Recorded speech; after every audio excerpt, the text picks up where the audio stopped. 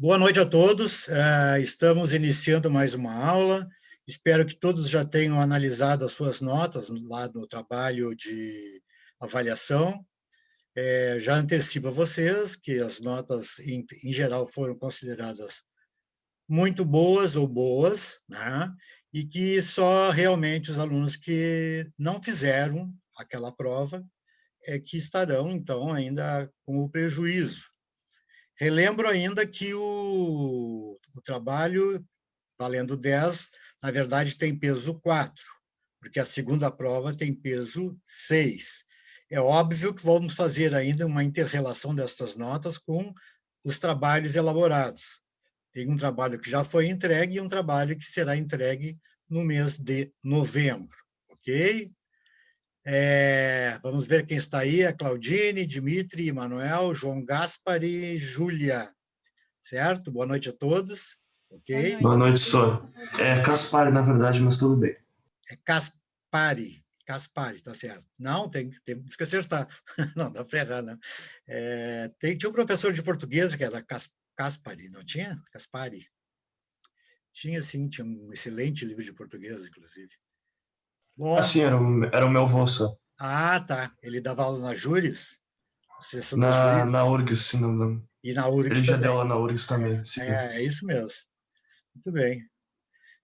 Então, tem um bom representante já te antecipando aí, João. Vamos lá. Pessoal, o que nós vamos falar hoje?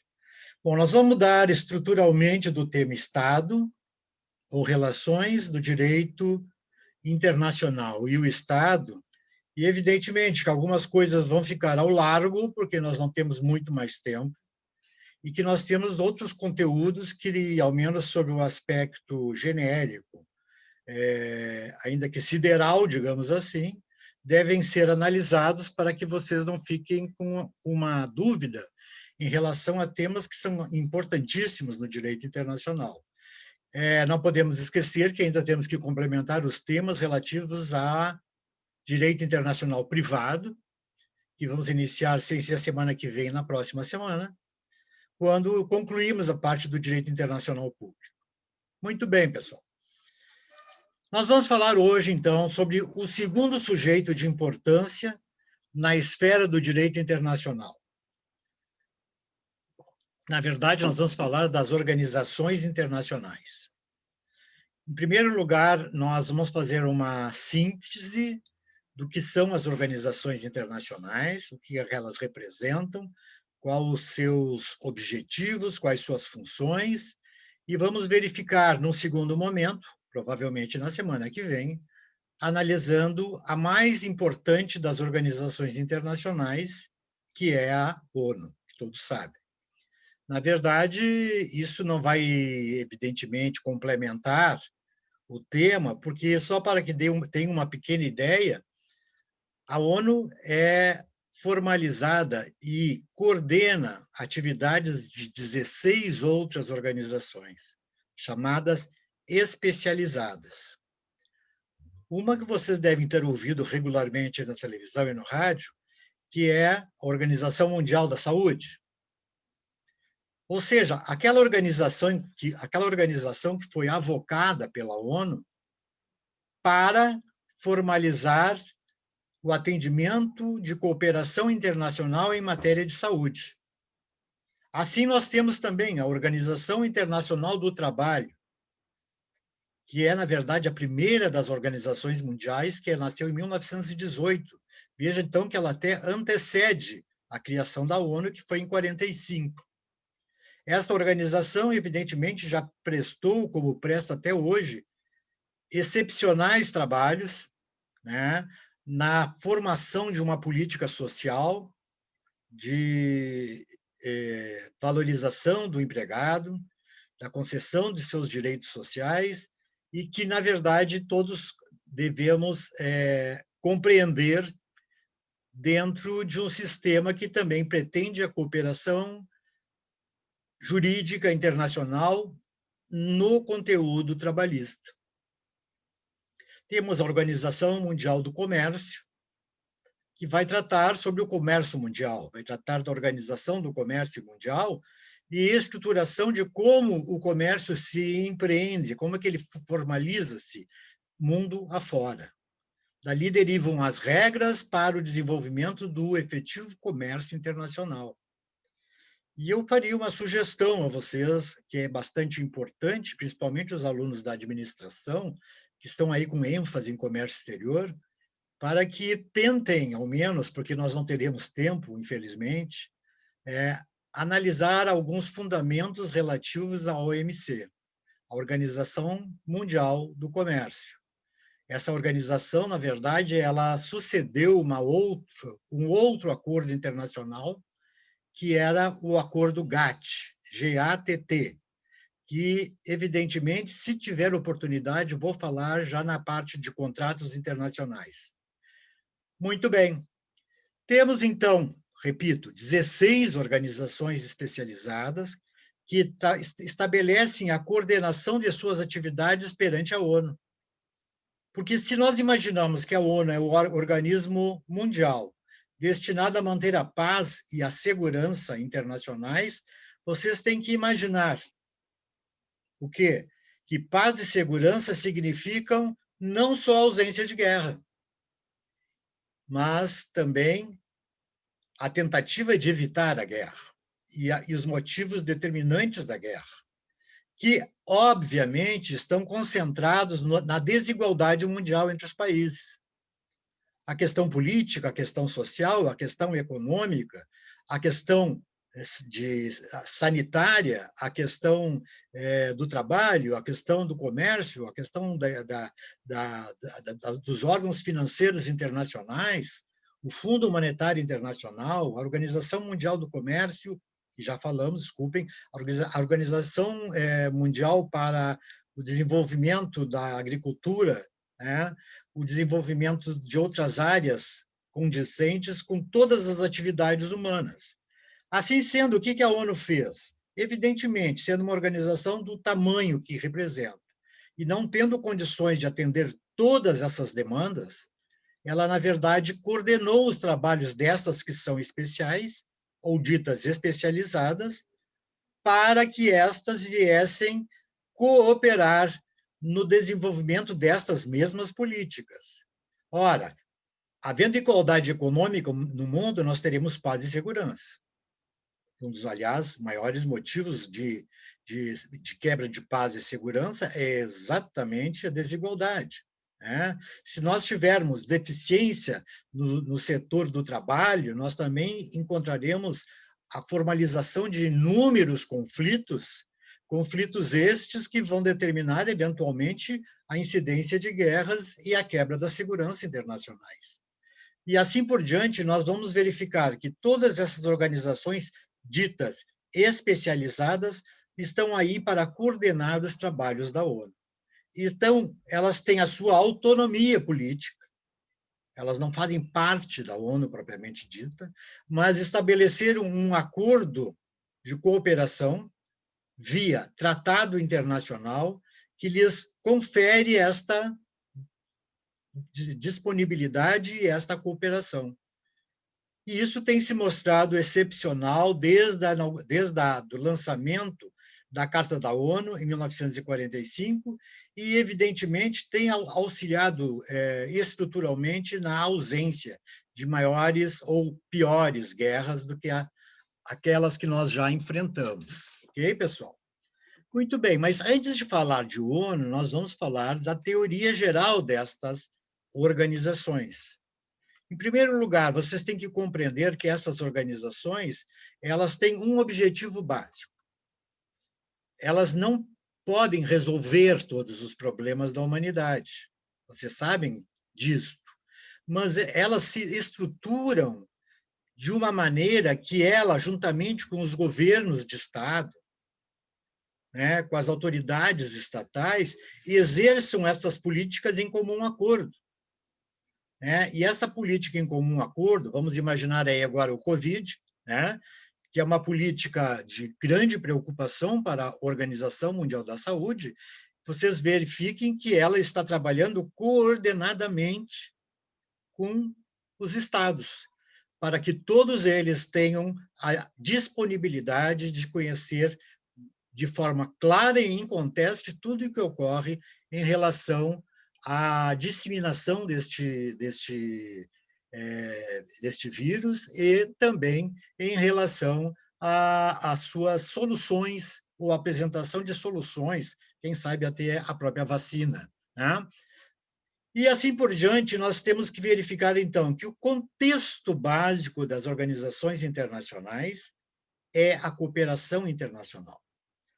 Elas cooperam, auxiliam através de regras que estabelecem para os estados, regras estas que são incorporadas pelos estados chamados membros, porque todas as organizações são compostas por estados, que são sócios, digamos assim, desta organização, e que, evidentemente, são os que colaboram e contribuem para estas organizações. Como nós ouvimos há pouco tempo os Estados Unidos aduzindo, através do presidente Trump, que os Estados Unidos iria romper com o princípio de contribuição à OMS. Isso é gravíssimo. É gravíssimo porque os Estados Unidos, sendo a maior potência do mundo, é aquela que mais contribui para a OMS, assim como para a própria ONU. Então, nós temos que saber que a importância econômica de um Estado será proporcional ao valor da contribuição que presta a essa organização. E importante é que se mantenha a estrutura de inúmeros, ou quase todos os países do mundo colaborando para os mesmos fins. Então, vejam, basicamente, nós estamos empreendendo meios de cooperação para a resolução dos mais graves problemas internacionais. E aí posso acrescer a fome, a miséria, a questão envolvendo, as questões envolvendo a mulher, grandes problemas em relação aos direitos da mulher, não no lado ocidental do mundo, mas imaginem as mulheres islâmicas, que sofrem os maiores reveses, as africanas, e quantas são as barbáries que ouvimos falar mundo afora, que são legitimados por governos, evidentemente, governos ditatoriais e que são estruturalmente antidemocráticos. Então, o que nós temos é que essas cooperações vão se coordenando à medida em que elas vão contribuindo e auxiliando na solução destes conflitos. Veja que toda organização resolve as suas pendências, as suas questões, não de maneira absolutamente sozinha. Ela resolve através da votação de seus membros, ou de seus Estados-membros. Ok? Bom, então vejam, o mundo começou a sentir a exigência de cooperar para atingir certas questões que os estados não conseguiam resolver. Questões graves, como, por exemplo, a questão da miséria, que graça, por exemplo, nos países africanos. Os países no Tahiti, por exemplo, os estados não conseguem recolocar o Estado em condições de governabilidade, porque a situação daquele povo é tão grave e de tal modalidade ao ponto de que há necessidade da contribuição de terceiros para que estas questões sejam resolvidas. Vocês vejam, inclusive, que durante este processo de intervenção no Tahiti, o Brasil foi representando a própria ONU para viabilizar as possibilidades de melhorar a situação daqueles povos, o que de fato vem melhorando e que de fato vem contribuindo, ainda que talvez não da forma ideal, mas dentro das possibilidades efetivas. Vamos lá, então. Essas instituições de coordenação, elas podem ser, então, como já falamos, de inúmeras finalidades. Social, econômica, cultural, beneficente, turística. Temos uma Organização Mundial do Turismo, certo? De organizações de telecomunicações, de organizações envolvendo o sistema sideral, de organizações envolvendo a estrutura econômica bancária mundial, né? O Banco Mundial, por exemplo, que é chamado Banco da Reconstrução e Desenvolvimento da ONU, entre outros.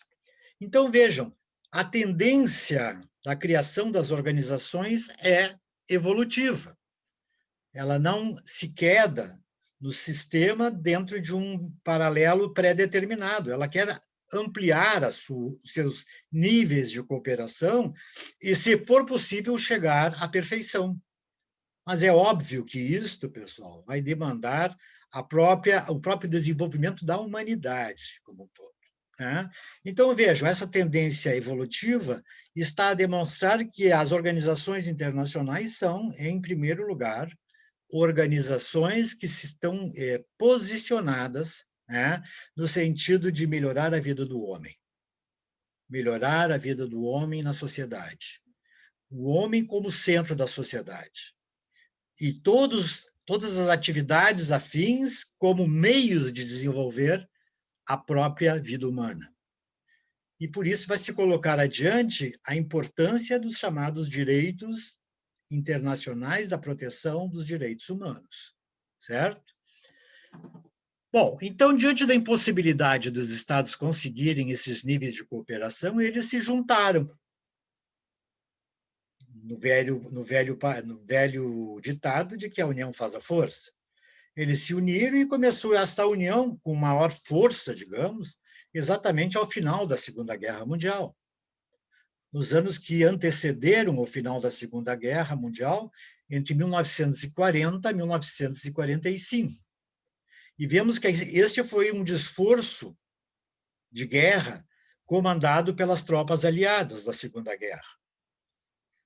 As tropas aliadas, capitaneadas pelos Estados Unidos, pela Inglaterra, pela França, pela União Soviética e pela China, elas que foram, né, as vitoriosas na Segunda Guerra Mundial, estas forças estavam, num primeiro momento, unidos através de uma aliança militar.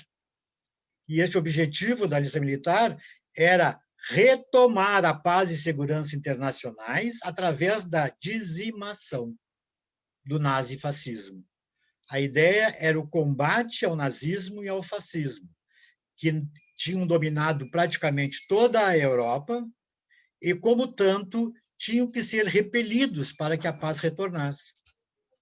Então, nós vamos verificar que, num primeiro momento, a ideia e a orientação era uma aliança militar que foi evoluindo através de outras adesões de Estados para princípios mais éticos e mais concentrados na paz internacional. Ou seja, a igualdade humana, a igualdade econômica, a igualdade social, entre outros, que são fundamentos evidentes, né, para a paz e segurança. Muito bem, essas organizações internacionais, nós vamos chamá-las de organizações intergovernamentais. Intergovernamentais, entre governos. O Valério Mazzuoli, por exemplo, só um pouquinho, pessoal, vou fechar a porta ali que está.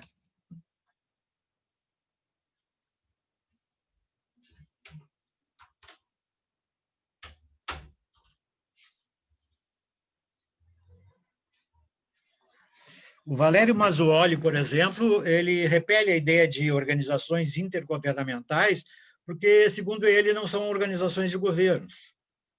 E até porque muitos dos governos que compõem a ONU são governos contrários até aos interesses da ONU. São organizações de Estados, são organizações entre Estados, ou associações de Estados, que se uniram com o mesmo objetivo. E quão nobre é este objetivo, senão a paz e a segurança internacionais. Né?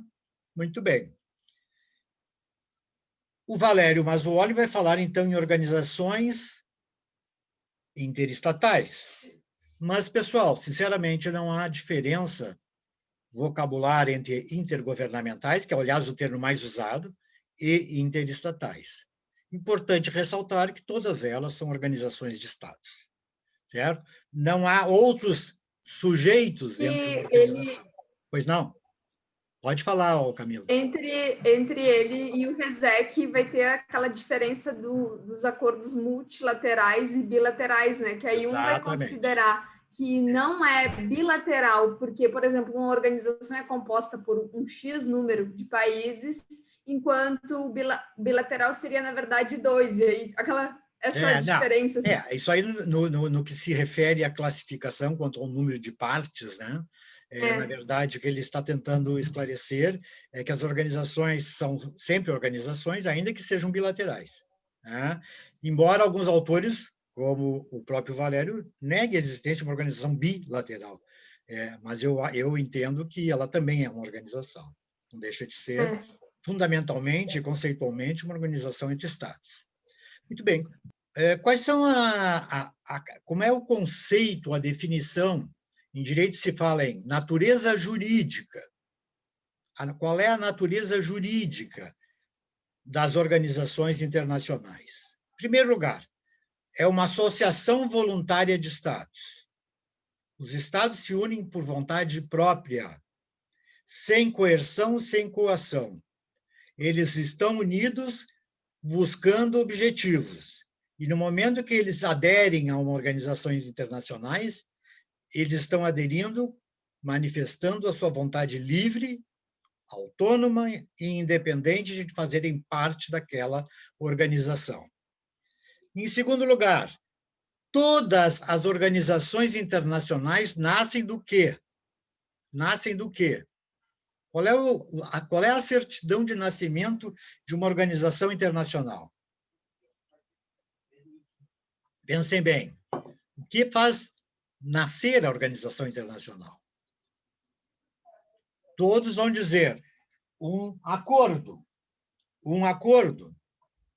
né? Um acordo entre Estados. Isso chama-se o Tratado Internacional, não é isso? Então, toda a organização obrigatoriamente nasce de um tratado internacional. Assim, poderíamos rapidamente referir a existência de tratados internacionais que criaram organizações como a ONU, pela Carta de São Francisco, não é isso? Ou a própria chamada também Carta da ONU. Nós podemos falar que o Tratado de Assunção deu origem ao Mercosul.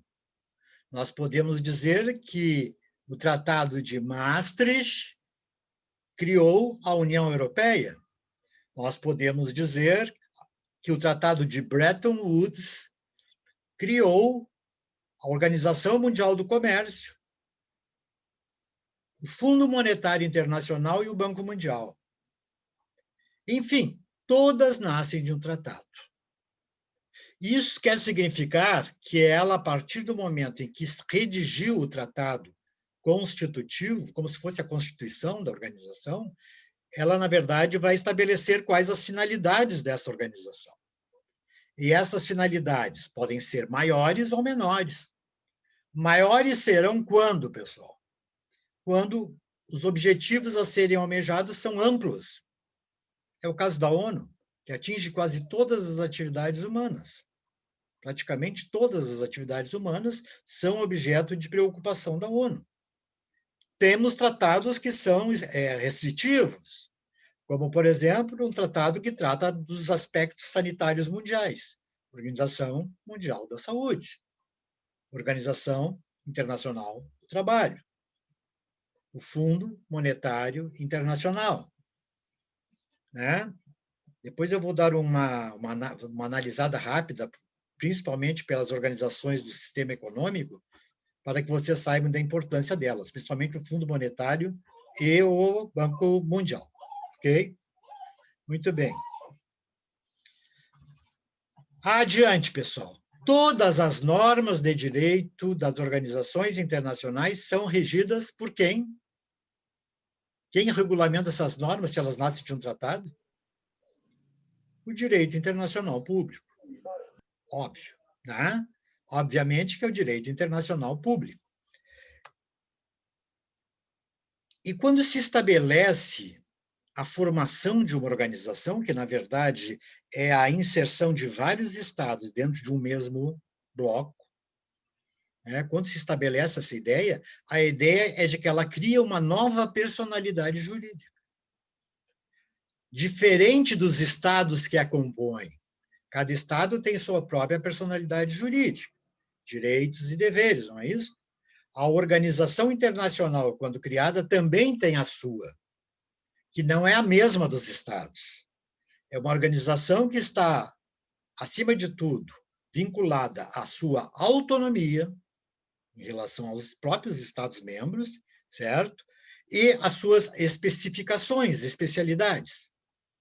Adiante disso, nós temos que saber que essas organizações se estruturam com uma espécie de metodologia instrumental ou operacional toda própria. Ela tem vários órgãos para atender os seus fundamentos. Ela possui desde uma Assembleia Geral, ela possui um conselho, ela possui uma secretaria e assim por diante. Então, vocês imaginem que nós estamos, na verdade, falando de uma verdadeira função de Estado. Ou seja, ela é gerida por sua própria estrutura. E esta gerência se faz e se materializa, por exemplo, na ONU, lá naquele prédio situado em Nova York, às margens do East River, onde estão posicionados todos os organismos da ONU, com exceção da Corte Internacional de Justiça, que tem sede em Haia, na Holanda. Ok? Muito bem. Então, vejam, nós estamos falando, então, de propósitos e princípios comuns que unem os Estados. Eles estão unidos pelo mesmo objetivo. E isto é o elemento agregador dos interesses, certo? E, diante disto, essa personalidade jurídica internacional que eles estabelecem, ela tem, então, uma responsabilidade mundial muito grande. Porque eu não posso dizer que a responsabilidade é a mesma de um dos Estados-membros. Ela é muito maior porque ela é de cunho coletivo. E ela representa os interesses mundiais num determinado setor.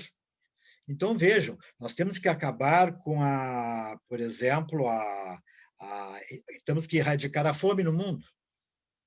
Erradicar a fome no mundo é um trabalho hercúleo. Você sabe quantas pessoas são necessárias para estabelecer um exército para combater a fome? Você sabe o que se precisa de elementos materiais, comida, para poder tirar a fome das populações? Você sabe que a ONU, então, atende, nessa pressuposto, todo mundo, e principalmente as zonas mais pobres do mundo, certo? Então, nós estamos aqui, então, estabelecendo que ela tem o seu estatuto próprio, a sua organização própria, os seus próprios funcionários, a sua estrutura estabelecida dentro de uma espécie de constituição, que é o Tratado Constitutivo, certo? Enfim, nós temos um organismo criado de forma aparelhada aos Estados, e que tem, em princípio, um poder, eu repito, em princípio, um poder superior ao Estado. E aqui nós temos uma dicotomia. Nós temos uma confusa interpretação. Se o Estado é soberano e independente, ninguém pode mandar no Estado, não é isso, pessoal? Se o Estado tem o poder de fazer o que faz, como nós vimos lá nos direitos fundamentais, ele evidentemente não pode sofrer intervenções. Então, como é que os Estados se subordinam à ONU, por exemplo, à medida em que eles são independentes? Eles não estão quebrando seu poder soberano? Óbvio que toda vez que o Estado cede parte de sua soberania para uma organização internacional, ele está reduzindo seu poder soberano, mas sob um aspecto positivo, e este aspecto positivo é no sentido de que este Estado exerce, certo, uma influência tal que não pode ser reduzida por uma organização internacional, porque a organização internacional que possa pretender a redução do poder do Estado, ela está agindo contrário aos seus próprios pressupostos. Então, vejam, qual é o elemento base para que os Estados estejam numa organização internacional? A manifestação expressa de sua vontade. A manifestação inconteste de que querem fazer parte. A sua liberdade de opção. E aí ela cede poderes para poder ali estar. Vocês não sabem a dificuldade que foi a China ter que ingressar na chamada OIT, na Organização Internacional do Trabalho, num momento em que todo mundo argumentava que a China detinha um tipo de trabalho escravo. Ela teve que provar que não era verdade isso, ou teve que tomar medidas para que isso fosse extirpado do cenário do território chinês. E vejam que a China, um país comunista como tanto, está presente num setor de uma atividade meramente capitalista, que é o comércio mundial. Por quê? Porque sem a OMC não há comércio mundial, ela não pode participar do comércio mundial. O comércio mundial faz parte integrante da própria modernidade, da globalização. Como é que a China não estaria presente se é o segundo país de importância econômica do mundo? Certo? Então, estas são as grandes questões envolvendo a conceituação do Instituto. Por outro lado, nós temos algumas características clássicas, talvez algumas repetitivas aqui, que são as seguintes. Todas as organizações são criadas por estados. Os próprios estados se unem e criam. Inicialmente, como falamos lá na Segunda Guerra, eram 5 estados. Quando da fundação, eram 42 estados. E hoje, mais de 190 estados. Então, vejam, ela tem uma tendência evolutiva também. E porque se imagine que as organizações são más para a realidade mundial, a evidência é totalmente contrária. As organizações são benéficas para a estrutura da globalização mundial, porque ela faz com que as coisas ocorram dentro de pressupostos de cooperação e de igualdade entre todos, à medida do possível. Muito bem. Todas nascem de tratados, já falamos, e esses tratados invariavelmente são multilaterais, mais de 2 estados. Elas possuem a sua personalidade jurídica própria, como também já vimos, né? Ou seja, distinta de seus Estados-membros, ok? E é composta por alguns órgãos que a estruturam operacionalmente, que são órgãos que são permanentes. Ou seja, no momento em que é criada uma organização, os seus órgãos que vão fazer com que ela funcione, eles funcionam permanentemente. Não há solução de continuidade entre a atividade de qualquer dos organismos, por exemplo, da ONU.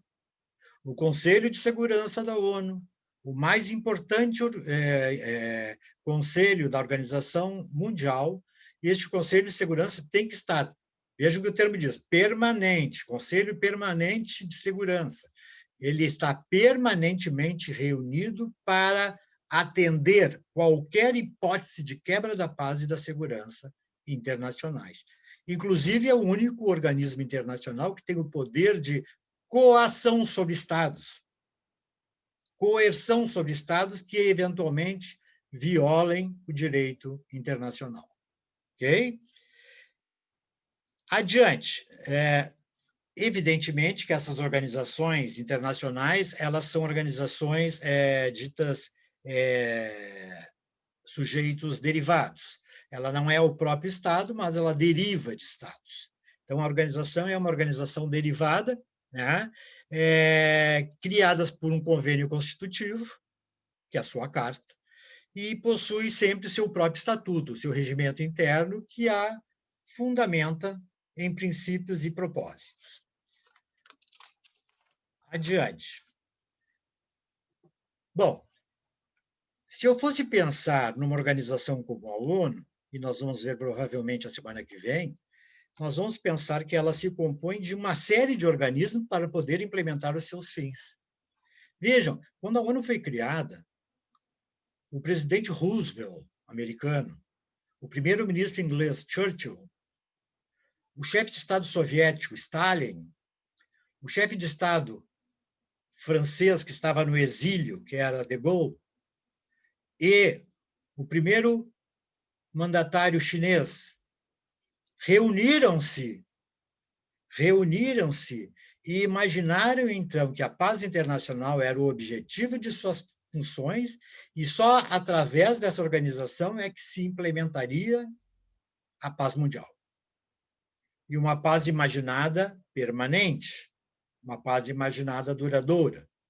Então, o que nós temos aqui é que eles, em primeiro lugar, imaginaram um organismo em que deveria ser estruturado através de um sistema democrático, ou seja, que deliberaria as suas questões através do voto.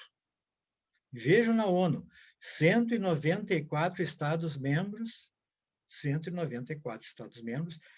todos eles com direito a um voto na Assembleia Geral. Aqui está o aspecto democrático da organização. Independentemente de ser os Estados Unidos da América ou a pequena ilha no Pacífico chamada Nauru, ambos gozam na Assembleia Geral do mesmo peso, um voto. Um voto. E isso quer significar que o objetivo inicial na criação dessa Assembleia Geral foi magnífico.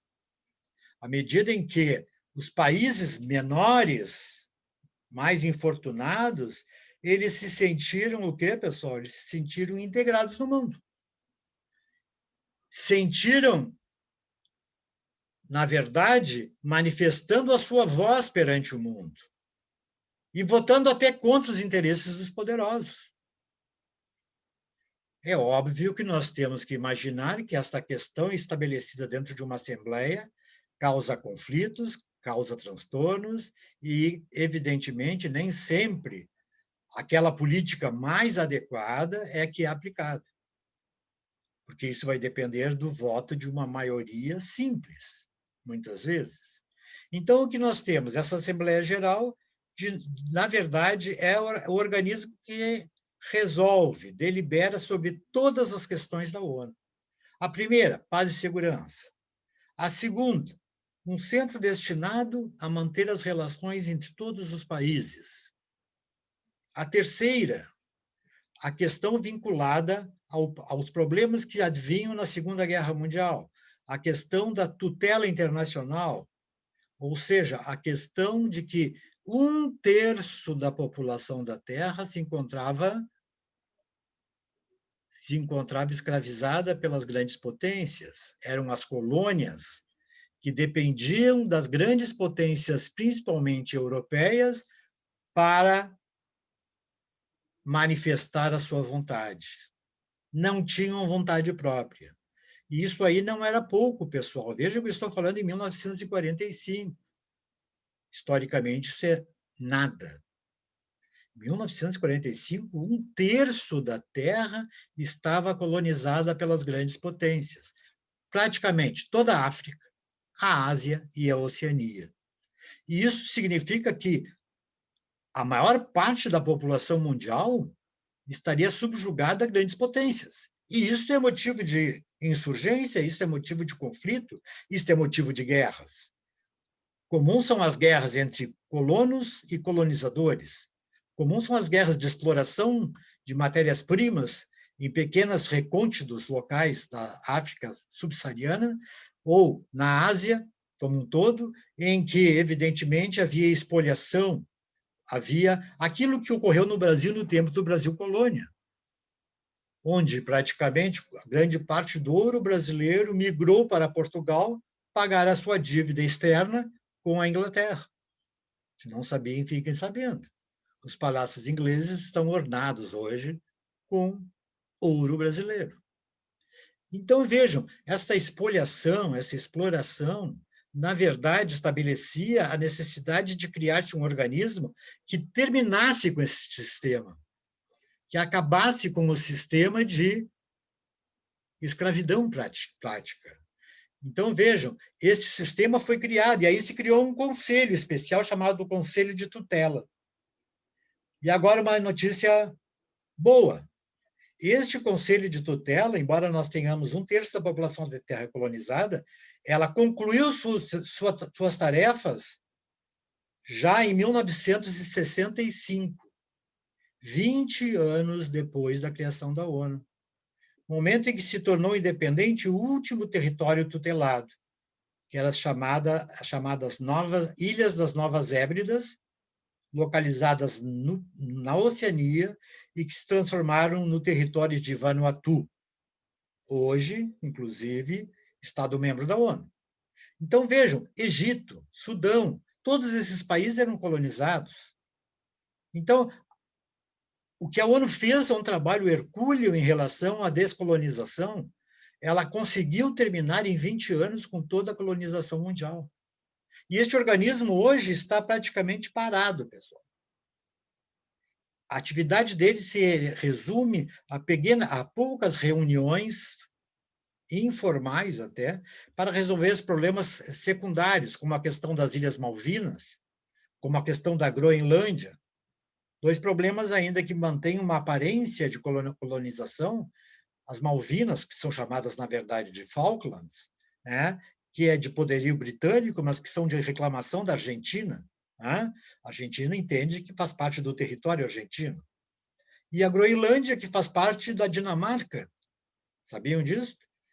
Olha, pessoal, o território da Dinamarca, o exíguo estado da Dinamarca é dono de toda a Groenlândia, onde, aliás, subsistem pessoas de etnias completamente diferentes dos dinamarqueses. São o quê? São aquelas populações aborígenes, né, que estão lá vivendo nos seus iglus e que, na verdade, não tem nenhum grau de coerência com a dominação de um país e que é o objeto hoje de estudo dentro da ONU para tornar tanto as Malvinas quanto a Groenlândia territórios independentes. E, com isso, acabaria até o conflito de interesses entre todos. Este é o objetivo.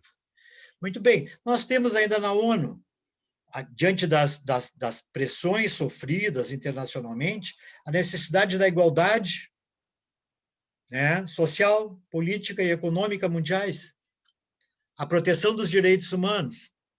E, para isso, foi criado um conselho específico chamado Conselho de Tutela. Desculpem, Conselho Econômico e Social.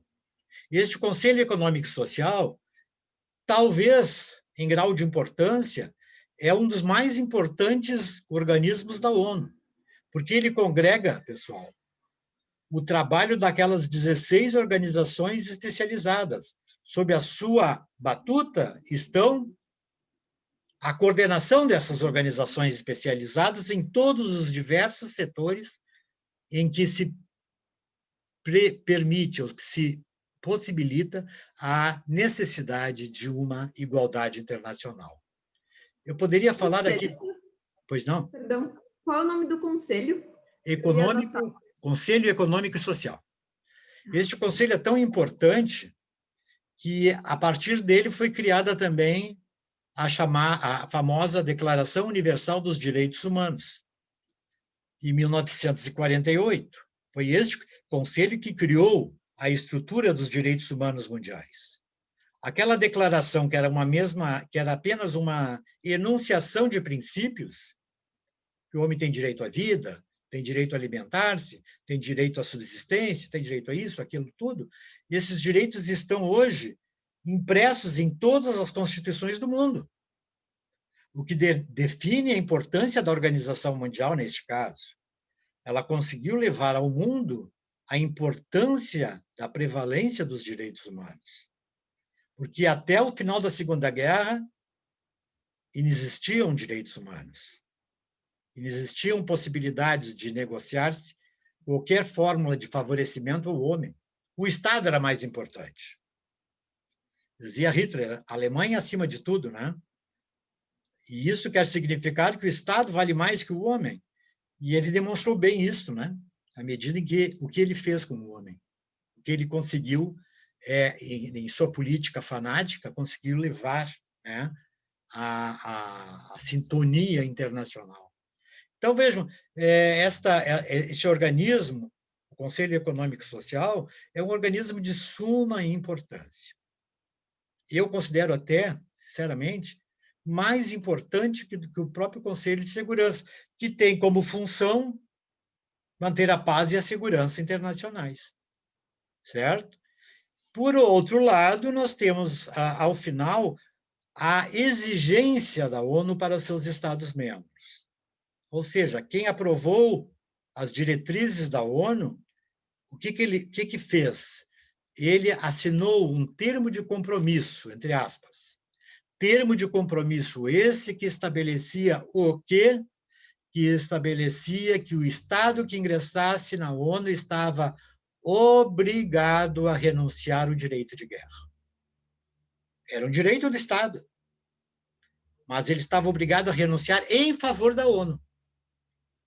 Ou seja, como se desse à ONU uma procuração para que só a ONU pudesse fazer guerra em seu nome.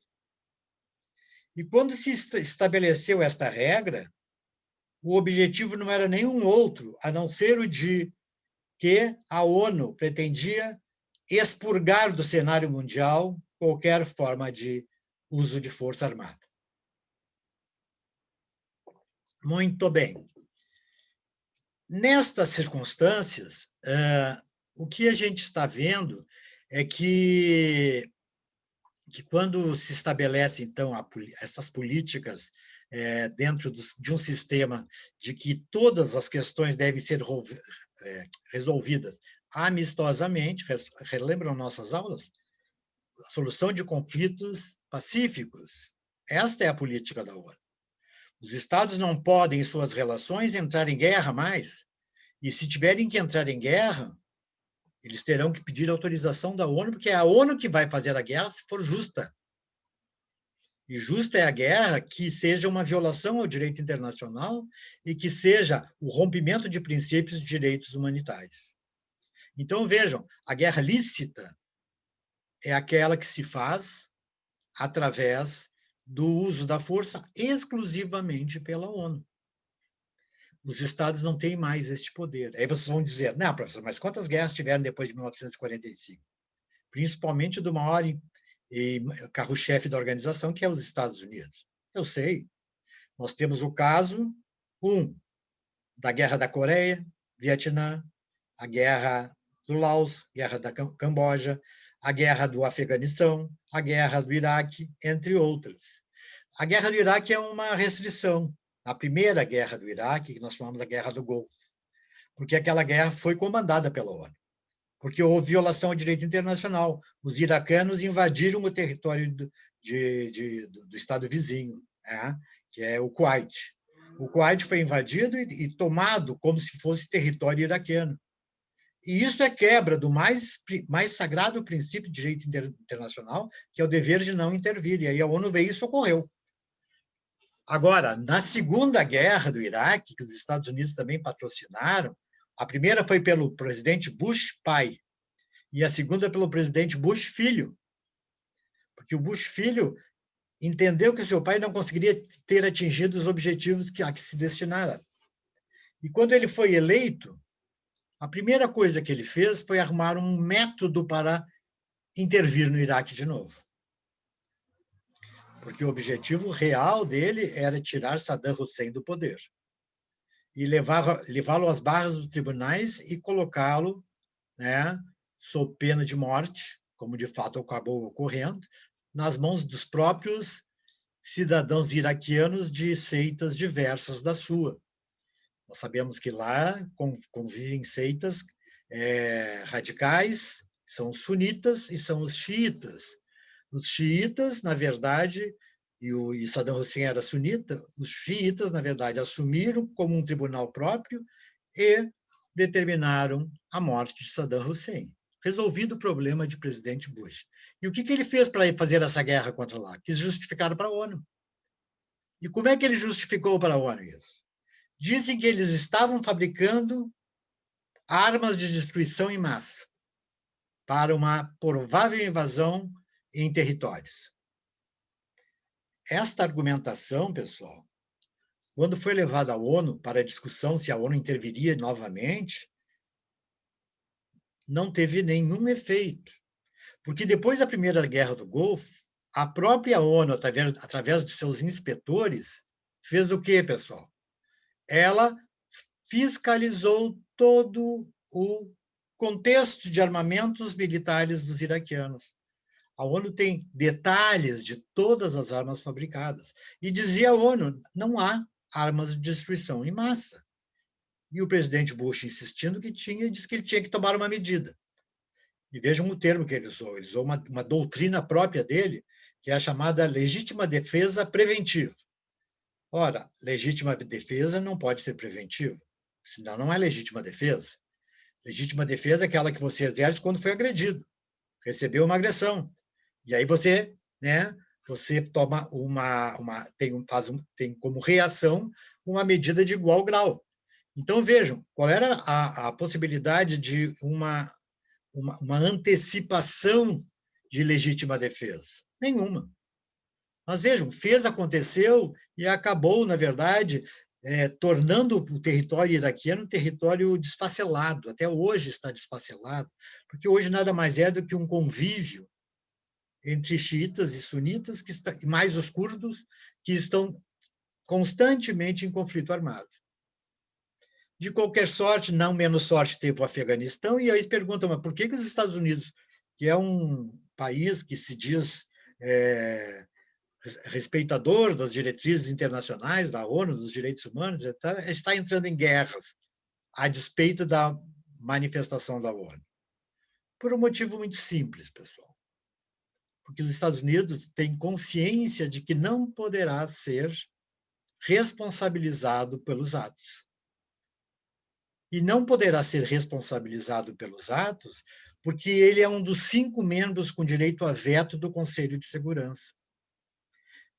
Quem pode determinar guerra é o Conselho de Segurança, inclusive os 5 membros permanentes. Repito, Estados Unidos, França, Grã-Bretanha, União Soviética, que hoje é substituída pela Rússia, o desfacelamento da União Soviética, e a China.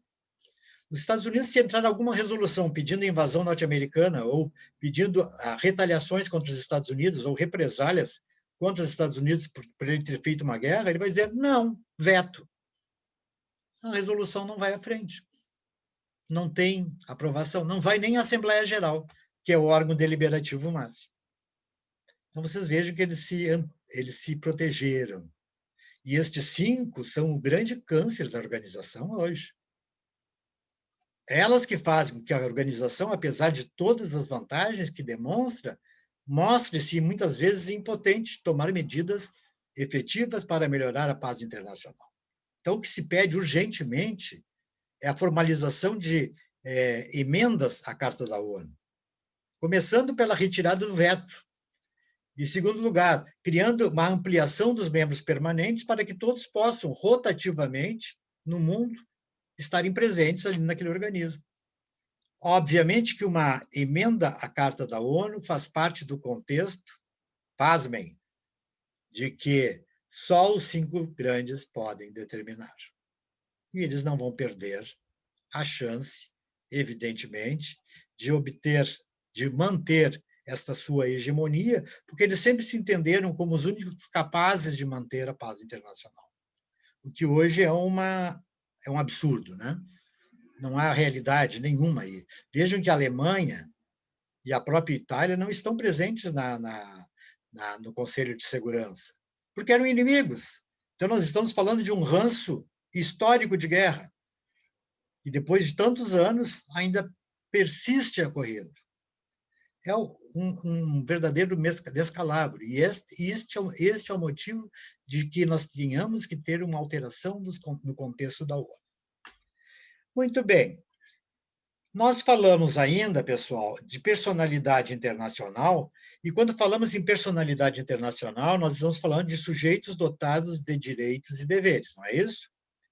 Ou seja, aquela personalidade que a organização detém, independentemente dos seus Estados-membros. A organização não pode obedecer seus Estados-membros, nem pode impor aos seus Estados-membros uma medida de força, a não ser quando for para intervenção. Naqueles dois casos, violação do direito internacional e, em segundo lugar, né, a ruptura dos direitos humanos. Então, vejam, se isso está determinando que os Estados não podem intervir ou pretender comandar os destinos da ONU, também a ONU não pode comandar os destinos dos seus Estados-membros. Outro sim, o que nós temos, pessoal? Nós temos que estas circunstâncias, que estão todas previstas no Tratado Constitutivo, ou na Carta de São Francisco, ou na Carta da ONU, todas estes dons de personalidade jurídica, certo? Eles, na verdade, estão sendo constantemente discutidos ao nível de cenário internacional. Na verdade, nós sabemos que a grande luta do direito internacional é a intervenção da política, a intervenção da economia no mundo. Então, o direito não consegue evoluir à medida em que, se ele for evoluir tanto ao ponto de criar inovações que venha prejudicar interesses econômicos, né, ou venha prejudicar interesses comerciais, sociais, etc., evidentemente que os grandes poderosos não vão permitir isso, e é por isso também que não querem alterar a Carta. De qualquer sorte, nós temos que ter consciência que, quando se decide na Assembleia Geral da ONU, nós decidimos através de recomendações, né? O Conselho de Segurança da ONU recomenda, não é isso? Esta recomendação significa que estou dizendo aos meus Estados-membros que eles cumpram as determinações da maneira como nós estamos instruindo. São obrigados? Não são obrigados. Mas um Estado que reiteradamente não cumpre as determinações das recomendações, ele acaba sendo até passível de expulsão da organização, sendo passível de exclusão da organização. Porque, na verdade, nós temos uma espécie de clube. Imaginem-se um clube. Quando você é sócia de um clube, você sabe que tem que respeitar algumas diretrizes do clube. Você não é absolutamente independente lá dentro. Você sabe que pode transitar por tais áreas e outras áreas não pode transitar. Você sabe que não pode deixar de cumprir com suas obrigações pecuniárias para o clube. Você sabe que antes de tomar banho de piscina tem que tomar um chuveiro. E coisas assim. Ou seja, toda a associação de interesses condiciona exigências. E essas exigências, pessoal, são exigências que fazem com que a coisa funcione. Então, vejam, a ideia de começar a desrespeitar as diretrizes da ONU é uma questão gravíssima. É uma questão que pode causar responsabilidade internacional do Estado violador e que pode determinar, repito, a sua própria exclusão da organização, né? Esse é o processo decisório. Nós também decidimos no Conselho de Segurança, através do Conselho de Segurança e da Assembleia Geral, porque, entendam bem, o Conselho de Segurança funciona não só por 5 membros permanentes. O Conselho de Segurança funciona por 15 membros, sendo 5 permanentes e 10 eleitos, rotativamente. Então, os 5 permanentes são permanentemente vinculados ao Conselho de Segurança, desde a inauguração da ONU, desde a criação da ONU. Os 10 outros são parceiros destes 5, mas estão ali transitoriamente até outros os substituírem. Assim sendo, o que nós poderíamos dizer a vocês? A ideia de que estes membros ditos eleitos, e o Brasil já foi várias vezes membro eleito, dos membros chamados não permanentes do Conselho de Segurança, né? Estes membros, na verdade, vão aprovar qualquer resolução dentro do Conselho de Segurança através de 9 votos. 9 votos. Aí você pensa, bom, qualquer resolução aprova por 9 votos, então os 10 membros não permanentes podem aprovar uma resolução, não é isso? Não é bem assim. Porque eles criaram outra filigrana para poder aproveitar e manter o poder. Eles criaram. Sempre são necessários 9 votos, mas depende da matéria. Matéria processual, matéria singela, matéria que não demanda grandes preocupações, 9 votos podem ser só dos membros não eleitos. Agora, matérias que vinculem-se à paz e à segurança mundiais, temos que ter 9 votos, mas obrigatoriamente os votos dos 5 membros permanentes. Entenderam? Ou seja, se faltar um, isso é o veto. Este voto que faltou é o veto e a resolução não passa. E não vai nem para a Assembleia Geral para discussão, ela morre ali. Então, este é o momento, este é um dos efeitos do imobilismo, muitas vezes, da organização, que está aí estruturando-se dentro de um sistema que vai sendo, muitas vezes, contrário aos interesses da própria humanidade. Bom, eu gostaria de saber se vocês gostariam de saber alguma coisa também. Eu faço questão que vocês participem. Se tem alguma pergunta que gostariam de esclarecer antes. Bruno, Camila, Claudine, Fernanda, João Espartel, João Caspari, Júlia, Camila. Vamos lá, gente. Não tiveram dúvida nenhuma, entenderam tudo. Que maravilha. Que ótimo, então.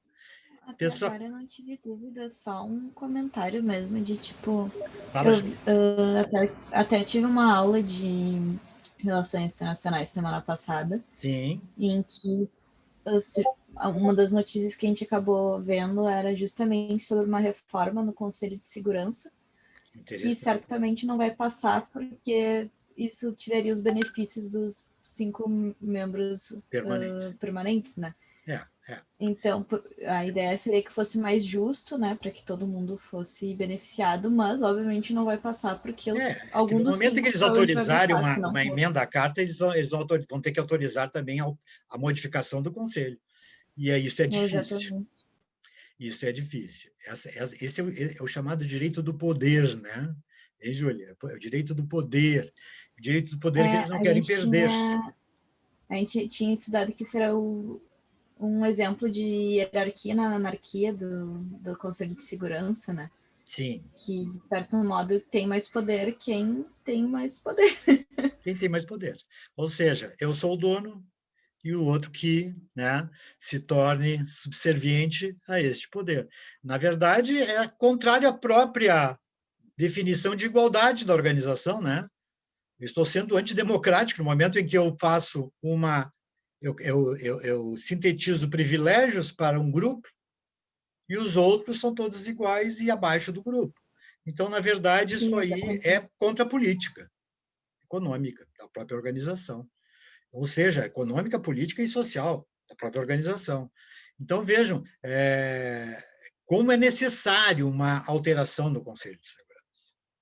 Até porque, se nós continuarmos no mesmo compasso, a grande perda que se teria é o fato de que, de repente mesmo, desmorona. É só botar um governante mais acelerado num país como China ou os Estados Unidos, né, para nós vermos a ruína da ONU total, porque ela depende das contribuições de estados grandes. E esta fórmula de solução orçamentária não tem substituição. É só esses estados que podem ajudar, embora existam várias doações internacionais em favor da ONU. Né? De qualquer sorte, vocês vejam que essa estrutura que está umbilicada dentro da organização, ela, por sua vez, tem um contexto de magistral atendimento dos interesses internacionais dentro daquele chamado Conselho Econômico e Social. Tá? Por quê? Porque este Conselho Econômico e Social atende todas as políticas de quebra da igualdade mundial. O que se pretende fazer é levar toda a raça humana a identificar-se com seus pares, com os demais estados, e possam, ao menos parcialmente, obter as vantagens que eventualmente deveriam ter de fato. Um caso concreto aí para que vocês guardem da estrutura da OMS é que a OMS, ainda no governo de Fernando Henrique Cardoso, o Brasil pleiteou a OMS a possibilidade de criação de medicamentos aqui no território brasileiro para eventual redução dos seus preços. remédios, medicamentos patentados pelas grandes indústrias farmacêuticas mundiais. Esses remédios que vocês sabem procuram numa farmácia é uma fortuna, né? E ninguém tem, a população mais atingida não tem condições. Então, o Brasil foi ao OMS e mostrou que não tem condições, a maioria da população não tem como atender as exigências da saúde brasileira à medida em que não tem recursos econômicos para tanto. E aí, a Organização Mundial da Saúde fez o quê? Deu uma autorização ao Brasil, considerando o país como um país de economia precária, que teve que ser isso, que geralmente era só país de economia precaríssima que obtinham, Bangladesh, por exemplo, coisas assim, mas o Brasil conseguiu este beneplácito. Um trabalho do candidato, na época, José Serra, que era o ministro da Economia, né? Ele conseguiu quebrar as patentes dos medicamentos e, a partir disso, criar os genéricos, que vocês todos conhecem. Esses genéricos, na verdade, foram criados para substituir aqueles medicamentos que não poderiam ser comprados pelos brasileiros. Estranho verificar que, com a decorrência dos anos, esses remédios, que num primeiro momento eram realmente uma grande expectativa, uma grande vantagem, hoje, muitas das vezes, estão até mais caros que os seus similares verdadeiros, né? Por incrível que pareça. Inclusive, o Brasil criou uma estrutura que beneficia, segundo a Organização Mundial da Saúde, apenas o Brasil. E o Brasil fez o quê? Ele criou vários institutos e vários laboratórios para a formatação de genéricos e começou a exportar genéricos para o mundo afora, a preço inferior. Isso é dumping, né, pessoal? Ou seja, o Brasil estava vendendo medicamentos que custam muito menos preço e vendendo no mercado internacional, o que é proibido. O Brasil teve navios aprisionados em portos da Itália, da Espanha, entre outros, exatamente porque, segundo estes países, a carga que ele estaria levando eram o quê? Produtos piratas, porque eles não sabem o que é genéricos, né? Produtos piratas. E vejam, vendendo para países que têm condições, né, de adquirir aqueles que nós nos referimos. Essa é uma das algumas historinhas, né, que ficam na memória e que vão demonstrar o enfraquecimento de medidas que devem ser utilizadas para o bem e acabam sendo usadas para o mal. Não é isso? Mais alguma pergunta, pessoal? Vamos lá. Nenhuma? Vocês todos já viram, as notas já estão lá no Moodle, né? Vocês analisem que ainda eu posso considerar, junto com o trabalho que foi feito, alguma pontuação a mais, né? E, evidentemente, vocês que mais ou menos estão sempre presentes aqui, eu vejo pelos nomes, já sei quem são, né? Principalmente a Camila às vezes vem sozinha, mas eu gostaria de refletir que vocês todos têm tido muito boa presença, porque é muito chato para o professor, como lá na Faculdade de Direito, eu estou dando uma aula que não tem nenhum aluno. Né? Eu fico perdendo tempo dando uma aula, como se diz, para a parede, né? Porque não tem um aluno que faça uma pergunta, que participe, que torne mais agradável, né? Eu não estou aprendendo para mim mesmo, né? Eu estou tentando transmitir. Então, assim, eu quero agradecer vocês, essa turma é uma das que mais se destaca, né? E engraçado que antigamente era direito, hoje mudou, né? De qualquer sorte, na nossa próxima aula, nós vamos falar um pouquinho mais da ONU e algumas outras coisas que são importantes antes de entrarmos no direito internacional privado. Professor, tu vai colocar algum slide? Porque eu fui olhar e eu não encontrei nenhum para a aula de hoje. Da aula de hoje? Eu não botei da aula de hoje ainda, vou te explicar por quê, porque eu fiz hoje. Não deu tempo, tá? Eu fiz hoje, eu tô incluindo, tá? Slide também. Bem. E estou incluindo também um outro slide, deixa eu ver se eu já não entreguei. E já tem o slide da ONU, já tem também, certo? Então, esses dois quando der, coloca, senhor, porque aí... Não, eu vou colocar. Obrigada. Até amanhã. Fernanda? Tu falou que já corrigiu as notas, né? Já. Mas eu entreguei a minha, eu não tive a resposta. Só que... Não teve? Tu me manda... Quando tu... Lembra que tu tinha colocado a data errada ali, né? Para entrega. Ah, sim, mas eu disse que eu ia receber. É que assim, a minha avaliação, Mas entrou no Moodle? Atrasada, mas eu mandei no... A minha aconteceu isso também, porque ao invés de aparecer como 23h59 de um dia, apareceu à meia-noite. Eu pergunto, então, quando vocês enviaram, foi recebido pelo Moodle ou não? Foi, só está marcando não, se como foi recebido pelo 20 Moodle, tem que estar horas. lá, eu vou olhar de novo e tal. Tá? É Fernanda e quem mais? Uma atrasada, e quando eu enviei, eu me assustei até, porque... Não, eu abri depois para poder receber todos. Anterior. Não, eu sei, o erro foi meu. Eu botei um comentário até quando eu enviei. O erro foi meu, mas assim, ó, pessoal, se o trabalho entrou, tem que estar computado ali, tá? Eu vou ver de novo. Que é a Fernanda e quem mais? Júlia. Júlia? Tá, Júlia. Eu vou anotar o nome de vocês, vou ver agora mesmo, tá? Muito obrigado, até a próxima semana. Tudo de bom para vocês. Um abraço. Sim, quer falar? Eu tive um problema de saúde na semana da prova, tipo, bem sério. E eu não consegui postar, porque eu estava muito atacada da sinusite, eu não conseguia ficar em ambiente claro. Desculpe, quem é que está falando? Deixa eu ver. A Júlia. Hein? Júlia? Ah, Júlia, acho que você já tinha me falado isso, né? E daí eu não consegui postar a prova, justamente porque eu não conseguia nem mexer no computador, nem nada. Tá, então tu vai fazer o seguinte, me manda, Júlia, né? Tu me manda esse trabalho para o meu e-mail pessoal, tá? Não institucional. ricardo.araújo@pucrs.gov.br. Pode me mandar pela coisa que eu vou ver. Mas manda até amanhã, tá? Para mim poder não esquecer.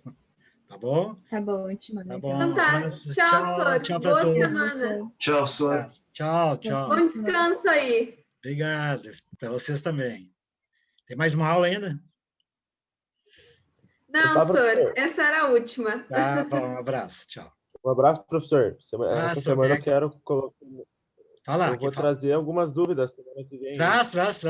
Tu quer falar na próxima aula? Acho que sim. É que assim, eu trabalho com meu pai. Sim. Eu ainda tenho um monte de cadeira letiva que eu resolvi fazer esse semestre, porque eu achei que ia ter mais tempo por estar em casa. Só que eu acabo ficando mais tempo fora com meu pai. Mas essa semana eu quero tirar para revisar todos os conteúdos de direito constitucional, civil. Eu fiz tudo com slide e com vídeos, tá? Sim. É Bruno que tá falando? Isso aí. Tá. Mas, Bruno, tu fez a prova? Oi? Tu fez a prova? Fez a prova? E foi, como é que foi? Eu tirei 100. 100 é 4. Tá? É o peso da nota, tá? E mais o trabalho, aquele outro, tu já se fazia também? No trabalho eu tirei 90. Então tá bom. Já tá na média, não te preocupa. Tá? 90 é nota máxima no trabalho. Não, tudo certo. Tá bom, gente? A tua matéria é uma matéria que eu gosto. Pois é, Bruno. Mas eu vou dar uma revisada geral aí, vou trazer alguma coisa. Tá, Bruno, eu fico à tua disposição também. Qualquer um de vocês que quiserem, me manda... Muito obrigado. Tá, eu que agradeço. Tá, até logo. Um abraço para vocês aí. Um abraço, tchau. Tchau, gente.